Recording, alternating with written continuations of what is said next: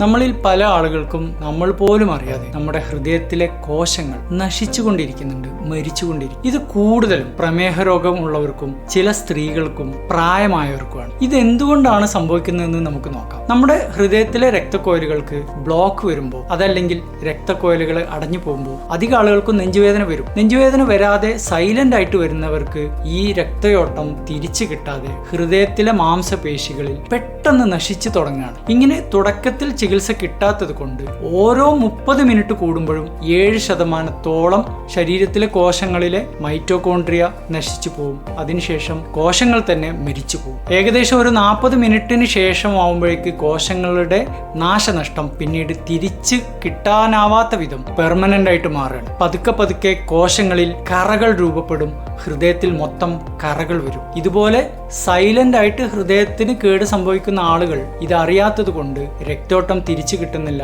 Block നീക്കുന്നില്ല. അത് കാരണം അവരുടെ ഹൃദയത്തിന്റെ പമ്പിങ് ശക്തി കുറഞ്ഞു വന്ന് അവർ പിന്നീട് ഭാവിയിൽ ഒരു ഹാർട്ട് ഫെയിലിയർ വരെ അവർക്ക് സംഭവിച്ചേക്കാം. ഇതിന് നമ്മൾ പറയുന്ന ഒരു പേരാണ് സൈലന്റ് ഹാർട്ട് അറ്റാക്ക്. ഏകദേശം 40% ഹാർട്ട് അറ്റാക്കുകൾ സൈലന്റ് അറ്റാക്ക് ആണ്. എന്ന് വെച്ചാൽ നമ്മളിൽ പലരും നമ്മുടെ ഹൃദയത്തിന് കേടുള്ളതോ നശിക്കുന്നതോ അറിയുന്നില്ല. പലപ്പോഴും ഗൾഫിൽ നിന്ന് വരുന്ന പല ആളുകളുടെയും ടെസ്റ്റ് ചെയ്ത് നോക്കുമ്പോൾ അവർക്ക് സൈലന്റ് അറ്റാക്ക് വന്നു പോയതായിട്ട് നമ്മൾ കാണാറുണ്ട്. അപൂർവം ഭാഗ്യവാന്മാർക്ക് നാച്ചുറൽ ബൈപ്പാസ് എന്ന് പറയുന്ന രക്തക്കോയിലുകൾ സ്വയം രൂപപ്പെട്ട് രക്ഷപ്പെടുന്നത് നമ്മൾ കണ്ടിട്ടുണ്ട്. ഇത് കൂടുതലും മുൻപേ എക്സർസൈസ് നല്ലവണ്ണം ചെയ്യുന്ന വ്യക്തികൾക്കാണ്. ഇനി ഈ സൈലന്റ് അറ്റാക്ക് എങ്ങനെ തടയാം? അതിനുവേണ്ടി നമ്മൾ ചെയ്യേണ്ടത് ഷുഗറോ പ്രഷറോ കൊളസ്ട്രോളോ പാരമ്പര്യമോ പുകവലിയോ ഉള്ള വ്യക്തികൾ വർഷത്തിലൊരിക്കൽ എന്ന രീതിയിൽ ഹൃദയത്തിന്റെ ആരോഗ്യം ചെക്കപ്പ് ചെയ്ത് മനസ്സിലാക്കി സൈലന്റ് അറ്റാക്ക് തടയാനുള്ള മാർഗങ്ങളും മരുന്നുകളും ഉപയോഗിക്കുക എന്നുള്ളതാണ്.